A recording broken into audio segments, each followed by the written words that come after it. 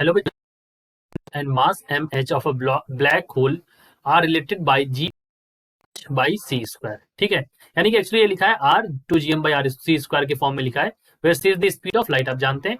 Assume that the gravitational acceleration ag of an object at a center r naught that is equals to 1.001 rh from the center of a black hole is given by the equation it is for large black hole. ठीक है, so question यहाँ पर start होता है हमारा कि does ag यानी acceleration due to gravity जो ag है और एट आर नॉट इंक्रीज और decrease H M H increase और इंक्रीजेस. ठीक है, अगर हमारा एम एच बढ़ेगा तो इस पर क्या फर्क पड़ेगा ए पर. ठीक है, ये हमसे यहाँ पर पूछा गया है.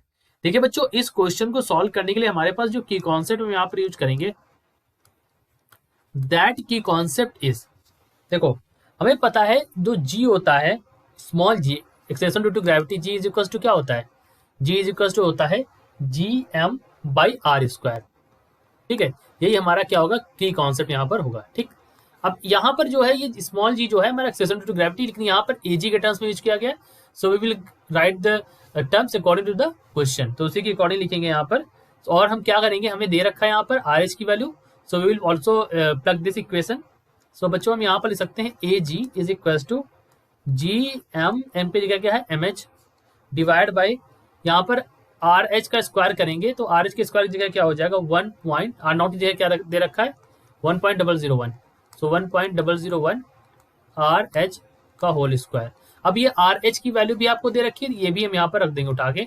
सो this will become G M H divide by 1.001 का होल स्क्वायर. यहाँ पर हो जाएगा 2 G M H by C square का होल स्क्वायर, जिसको आप फर्दर यहाँ पर सॉल्व करके लिख सकते हैं. You can further right it. So I am writing over here, तो यहाँ पर ये हो जाएगा c की पावर 4, ये नीचे से टर्म्स है ना इसको मैंने लिख रहा हूँ यहाँ पर, c की पावर 4 डिवाइड बाई ये हो जाएगा 2.002 जो 2 था वो अंदर हमने कर दिया का होल स्क्वायर g, और यहाँ पर हो जाएगा 1/mh, जिसको हम फर्दर लिख सकते हैं सॉल्व करके, और यहाँ से हमारी ag की वैल्यू आ जाएगी. सो जब हमने इसको सॉल्व करेंगे तो ag की जो वैल्यू आ जाएगी यानी कि g की वैल्यू जो आएगी that is equal to 3.02 into 10 की पावर 43. ठीक है, और kg metre per second square में आएगी ये value divide by M H. ठीक, तो अब आप इस वाले इक्वेशन से अगर आप देखें, so A G at R naught is inversely proportional to M H.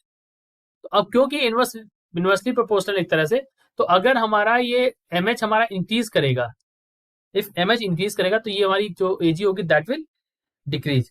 सो हमारा जो आंसर हो जाएगा, so that answer will be, हम लिखेंगे A G at R naught decreases as M H increases because M H is at denominator. M H कहाँ पर मौजूद है, एम एच हमारा मौजूद है डिनोमिनेटर में. और एक मैं इसको इक्वेशन नंबर ए बोल दूं, इन इक्वेशन ए से आप देख सकते हो. ठीक, so this is our answer. I hope you understood it well. Best of luck.